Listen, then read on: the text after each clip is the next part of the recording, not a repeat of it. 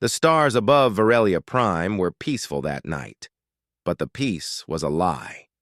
From orbit, the planet looked like a shining blue and silver gem wrapped in glowing rings. On the surface, its cities glowed with soft white lights. Tall towers of glass and crystal stood proud, and the wide floating gardens swayed gently in the artificial breezes. But every citizen knew the hive was coming. The Vrask hive was not a simple enemy. They were living machines, half metal, half creature, built only for hunger and war. They had no diplomacy, no mercy. Every planet they touched became a silent wasteland. In the grand chamber of the Varelian Council, the leaders stood around, a glowing map of their star systems. Red symbols spread across it like a spreading infection. Hive fleets moving closer each day. "We have less than a week," Chancellor Sariv said, her voice heavy. "Our defense fleets are too few. Our allies," she looked around the room, "have chosen silence." "They are cowards," said Admiral Wren, slamming his clawed hand against the table. "The Council worlds have the strength to fight, but they will not risk their fleets. They believe we are already lost." Murmurs of anger filled the chamber, but beneath the anger was fear. Everyone knew the truth. Once the hive arrived, there would be no escape. "Then we have no choice," Sariv said at last. "We send the signal." The Council's communication master stepped forward. In his hands was a small sphere, the beacon core. When activated, it would broadcast a single, powerful distress call across hundreds of light years. Any listening civilization could hear it. Admiral Wren frowned. "We don't know who will answer. Pirates, raiders.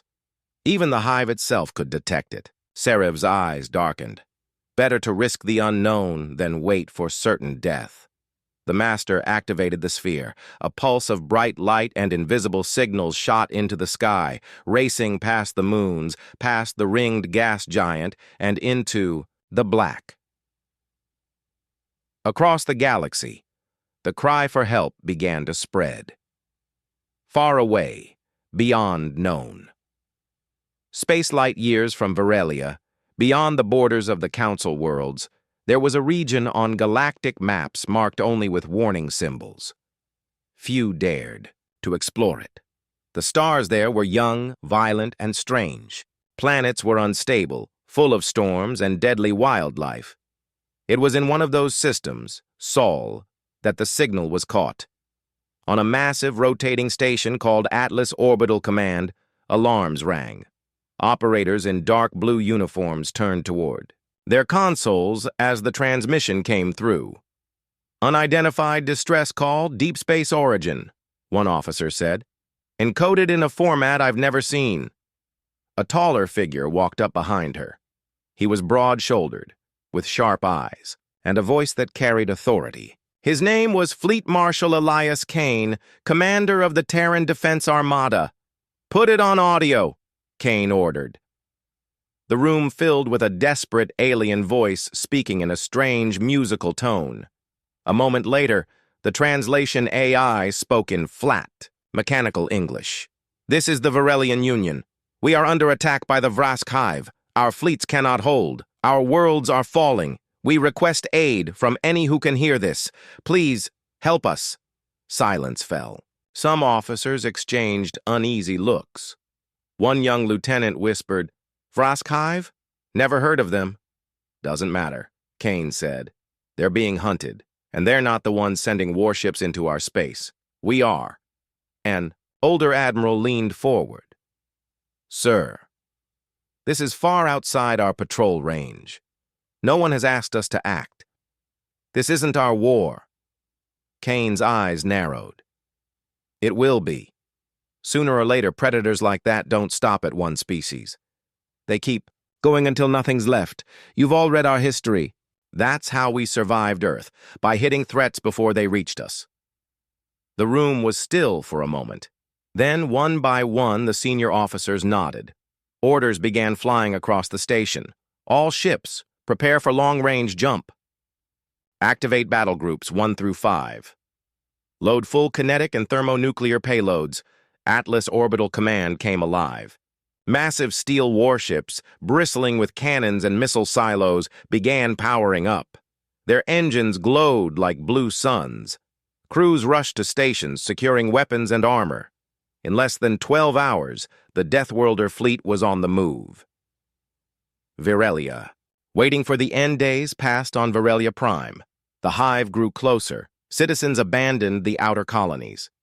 Streams of refugee ships arrived every hour, docking at overcrowded ports. Families clung to each other. Children cried. The skies above the capital grew thick with evacuation craft. In the council chamber, Admiral Wren studied the latest reports. The hive will reach us in 30 hours. There has been no reply to our signal. Serev closed her eyes. Then this is the end.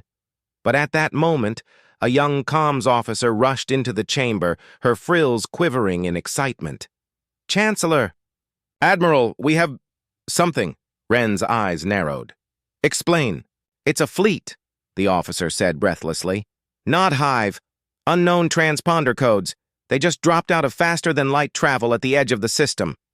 First sight. The Virelian defense monitors focused on the newcomers. The ships were unlike anything the Virelians had seen. They were not sleek or elegant like council vessels. They were brutal, angular, and massive, built of dark metal that drank the starlight. Every surface seemed covered with armor and weapon mounts.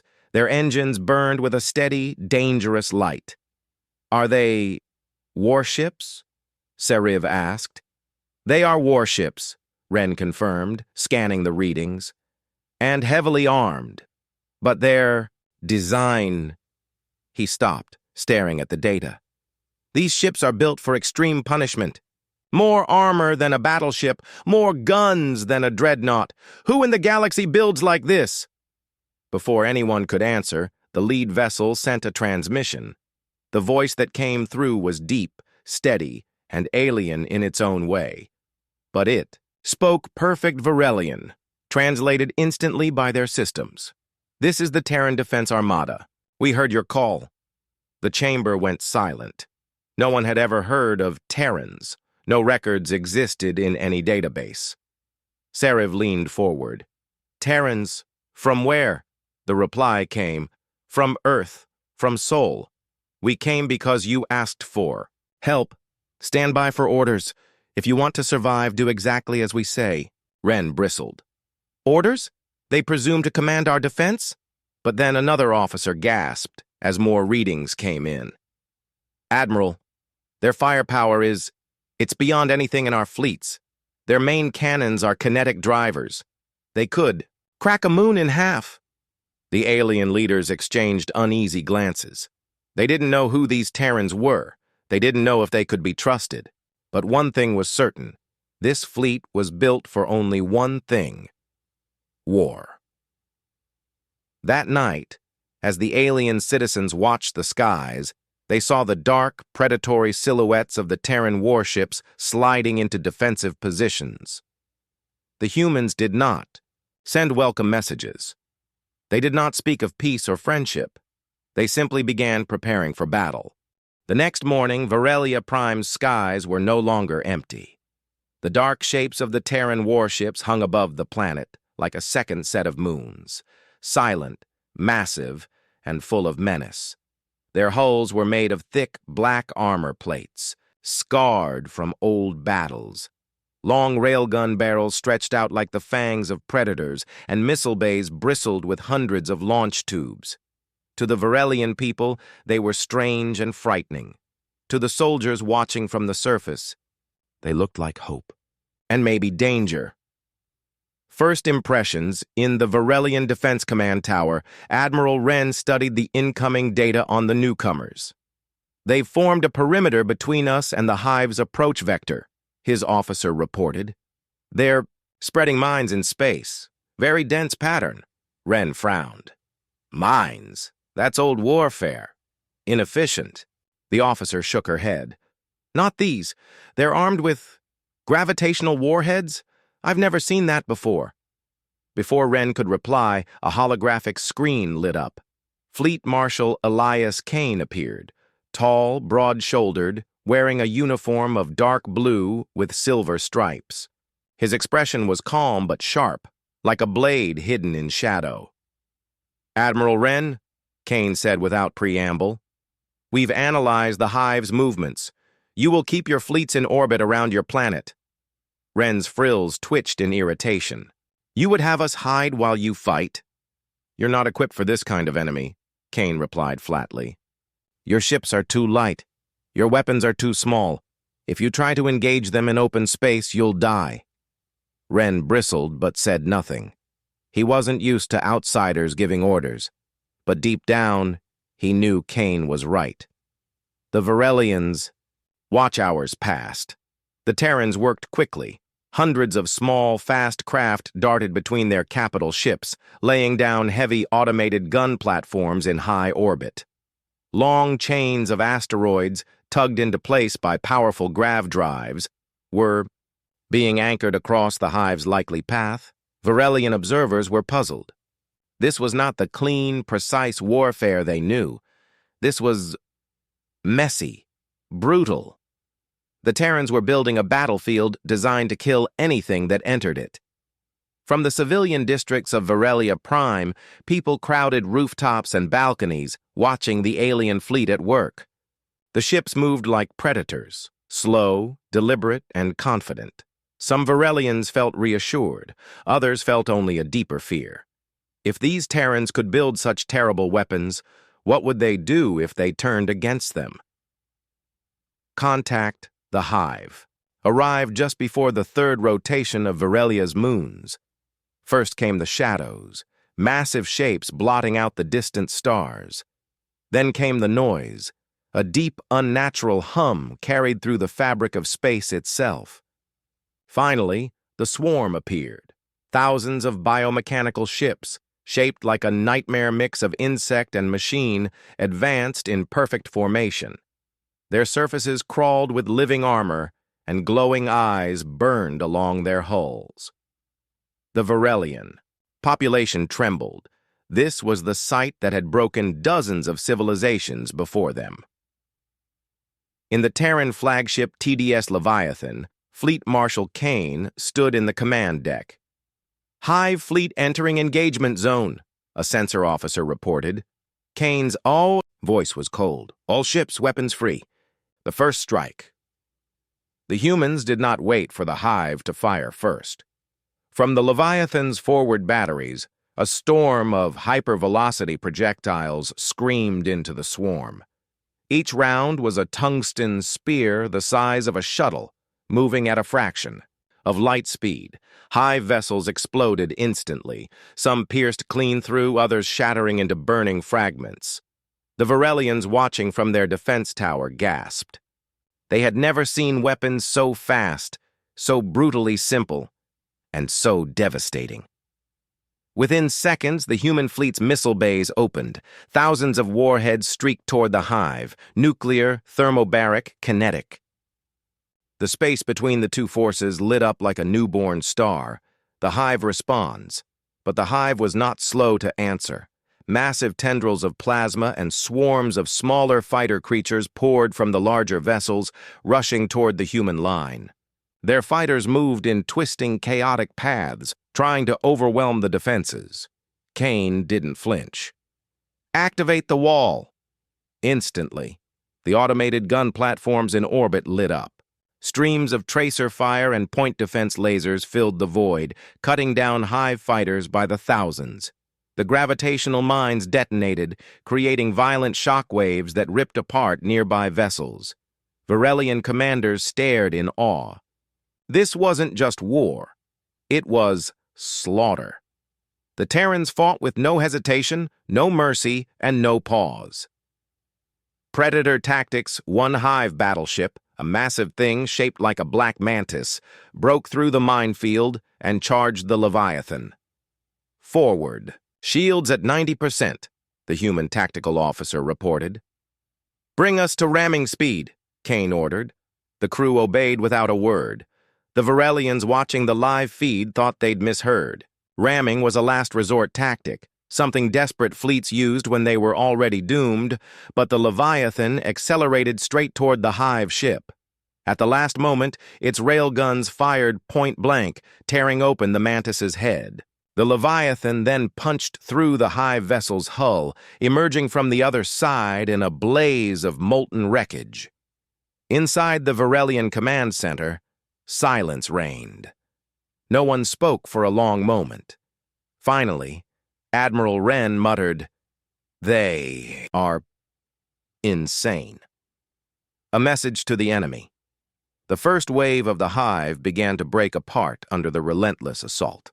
The humans pressed forward, not giving the enemy a moment to regroup. Then Kane opened a wideband transmission, not to the Varelians, but directly at the Hive. The voice was calm, cold, and heavy with promise. "You came here to feed. You will. Leave as ash. Every one of you. This system is under Terran protection. Turn back or be destroyed." The Hive, of course, did not respond with words. They only attacked harder. Aftermath of the first clash, by the time the first engagement ended, the space between Varelia Prime and the Hive's entry point was littered with debris, broken chitin, twisted metal, and drifting fire. The Varelians had lost no ships. The Terrans had not lost a single vessel. But the Hive was not defeated. This was only the opening strike. Deep within the swarm, the larger Hive Queens were adjusting their strategy, gathering more forces, and preparing to test these strange, brutal newcomers. In the Varelian Council chamber, Chancellor Scifi spoke quietly to Admiral Wren. "We sent a signal for help. We expected allies from the Council worlds, not these Terrans." Wren kept his eyes on the battle reports. "Perhaps the Council's fleets would have stood beside us," he said. "But I do not think they could have fought like this." Far above, in the darkness of space, the human fleet was already rearming for the next strike. They had tasted the Hive's blood. The battlefield above Varelia Prime was quiet now, but it was not peace.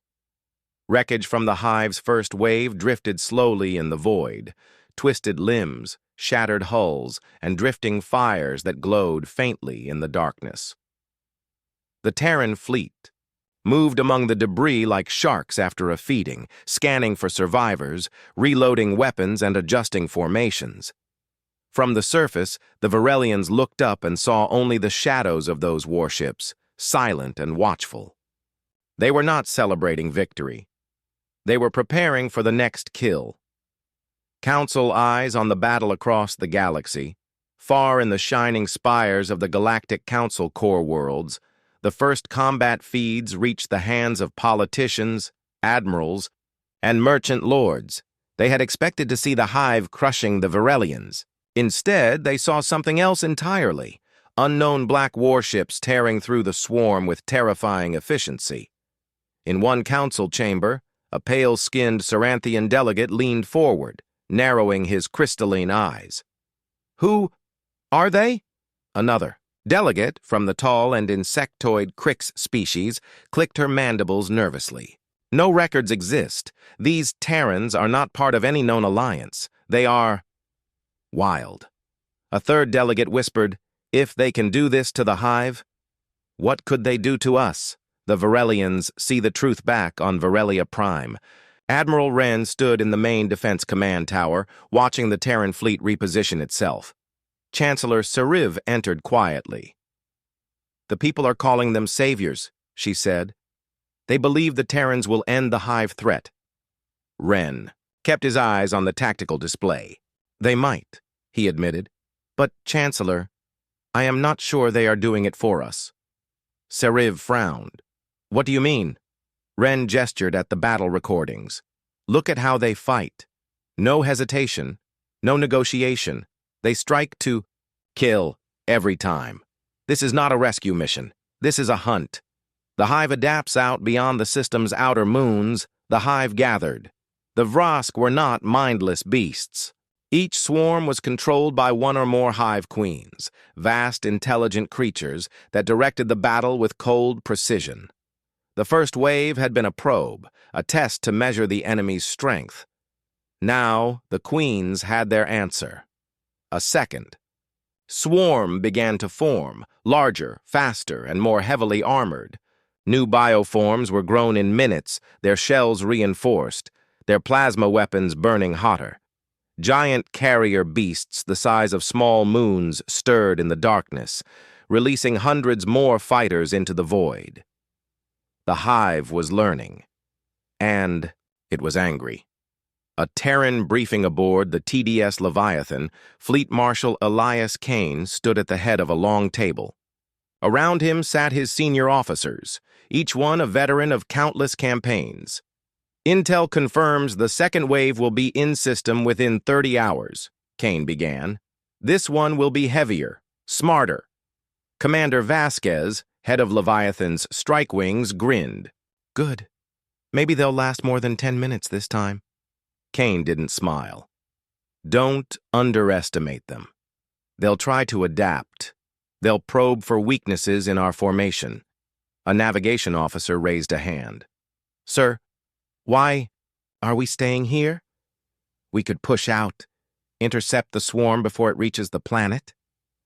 Kane's eyes hardened.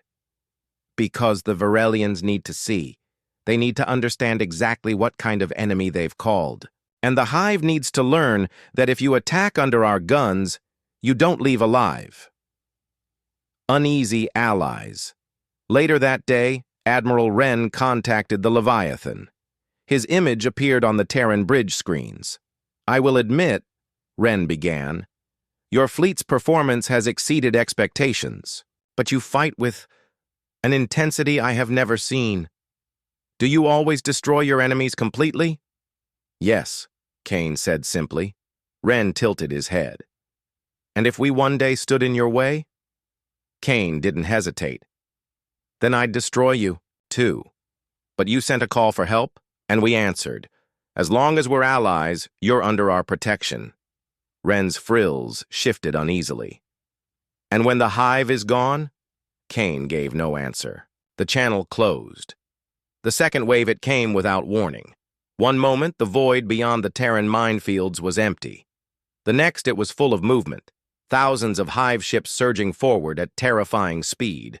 This time, they did not come in a wide spread. They came in a tight spear formation, aimed directly at the Leviathan. From the surface, the Varelians saw the night sky flare with weapons fire. The humans opened up instantly, railguns firing, missiles screaming, point defense. Guns cutting swathes through the enemy fighters. But the Hive kept coming. Multiple impacts on forward shields. A Terran tactical officer called out. Hold formation, Kane ordered. The first rank of human destroyers fired their main guns, vaporizing dozens of Hive cruisers. Gravitational mines detonated in chain reactions, ripping open whole sections of the swarm. Still, the survivors pressed forward, crashing into the human line like a living storm. Close quarters, Hive boarding pods slammed into the hulls of human ships. On the Leviathan, alarms blared. Kane drew his sidearm. Seal bulkheads, all hands, repel boarders. The corridors became killing grounds. Hive warriors, towering, armored, and armed with plasma talons, charged through in snarling packs. The humans met them with shotguns, rifles, and close combat blades. The fighting was brutal, personal, and fast. Varelian observers watching the live feeds were horrified. Humans did not retreat. Even when wounded, they kept fighting. They used knives when they ran out of ammunition. They used their bare hands when they lost knives, and they smiled while doing it. The break after hours of combat, the Hive's spear formation began to crack. Terran heavy cruisers punched through their flanks, surrounding the swarm's core ships. Kane gave the order. Press them. No survivors. The humans unleashed everything. Nuclear detonations, concentrated railgun barrages, precision strikes into the Hive Queen's command ships. One by one, The massive biomechanical vessels exploded into clouds of burning debris. By the time the last hive ship was destroyed, the battlefield was silent again. Reactions. On the surface, the Varelians cheered. They had been sure the second wave would be the end of them. Instead, the humans had broken it, and with it, the hive's momentum. In the council worlds, the reaction was different. Some leaders saw opportunity. Perhaps these Terrans could be allies against other threats. Others saw only danger. If the humans could do this to the hive, there was nothing stopping them from doing it to the council itself. The quiet warning. That evening, Chancellor Seriv spoke privately with Admiral Wren. "They are dangerous," she said softly. "Yes," Wren agreed, "but the hive fears them. And for now, that is enough." Far above, on the Leviathan's bridge, Kane stood looking out at the wreckage. The hive was not finished. Not yet. There would be another wave. And when it came, the humans would be ready, because Deathworlders didn't fight wars to survive, they fought to win. The void around Virelia Prime had turned into a graveyard of twisted metal and shattered life, but the war was far from over. Far beyond the shattered remains of the hive's first two waves, deep in the darkness between stars, the Vrask hive was gathering its full might. This was not a test anymore. It was a final, desperate gamble. The final storm on board, the TDS Leviathan, Fleet Marshal Elias Kane stood at the command deck, watching the holographic battle map flicker with dozens of incoming hive ships. "This is no ordinary attack," Kane said grimly. "The hive is bringing everything they have. Carrier beasts, new bio-titans, and thousands of fighters." Commander Vasquez tapped a finger on the map. "They're focusing their main assault on Virelia Prime's surface defenses. If they break through, they'll overrun the planet." Kane nodded. "We won't let that happen." The Terran fleet bristled with weapons and armor. Every ship was a fortress, packed with railguns, kinetic cannons, and warheads. But more than firepower, it was the humans' strategy that made them deadly. The battlefield transforms as the hive swarm entered the system. The humans unleashed. Their secret weapons, massive kinetic rods, titanic metal projectiles launched from orbital platforms, hurtled toward the hive fleet. Each rod moved at several kilometers per second, striking ships like meteorites. Explosions blossomed in the blackness as enemy vessels shattered.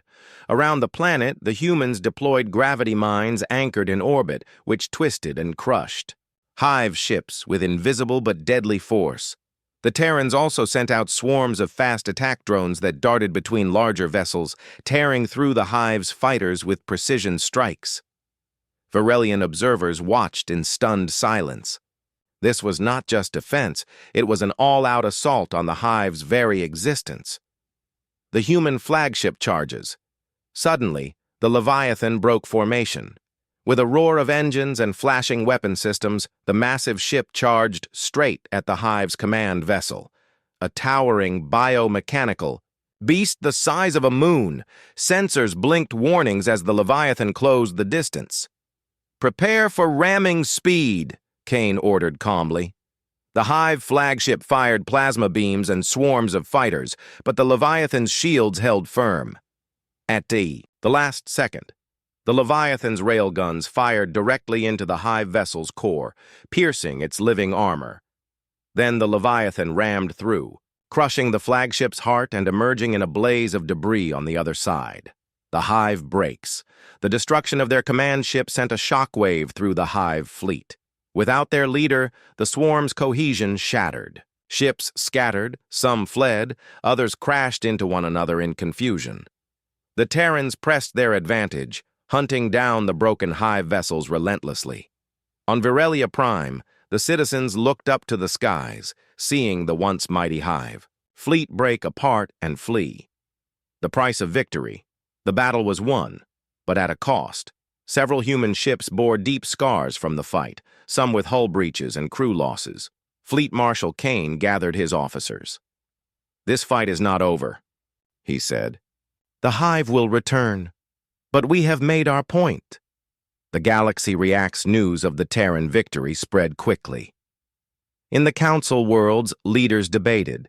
Some hailed the humans as heroes. Others whispered warnings. Who are these Deathworlders? Who fight like gods? One senator asked. A final message. Before departing, Kane sent a message to the Varelians. If another predator comes, call us. We will come again. Battle above Varelia Prime was over. The skies cleared. The stars once again shone bright. But the galaxy was forever changed. The silence. After war, in the wake of the hive's destruction, the Varelian people emerged from shelters and watched. The strange black ships disappear one by one into deep space. Chancellor Seriv stood on the observation deck of the council tower, her face unreadable. "We are alive," she said softly. "But at what cost?" Admiral Wren joined her, eyes dark and thoughtful. "They saved us," he said, "but not like any allies we knew." The new reality. The Varelians began to understand the true nature of the humans.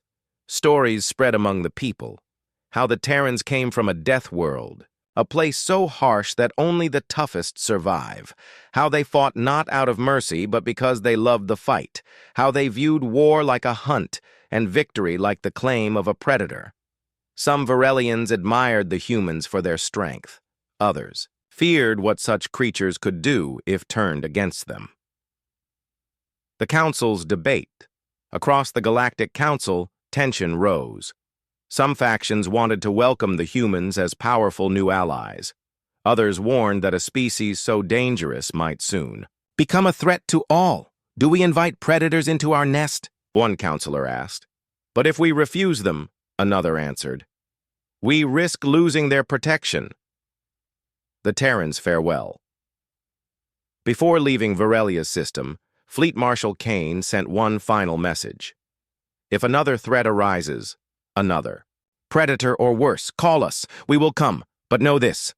We do not seek friends, only the fight. You survived because we hunted your enemy. If you stand with us, you survive. If you oppose us, you die. The Black Fleet then slipped silently into the void. A galaxy changed forever, Varelia rebuilt. But the memory of the Deathworlders stayed. Alien civilizations whispered of the humans. Some in awe, others in fear. They had learned a harsh truth. In a universe full of predators, the humans were apex hunters. Epilogue. The warning far from Varelia, deep in dark space, a scout ship from another empire picked up a faint signal. It was a warning. Deathworlders do not forgive. Deathworlders do not forget. Deathworlders are coming. The galaxy held its breath.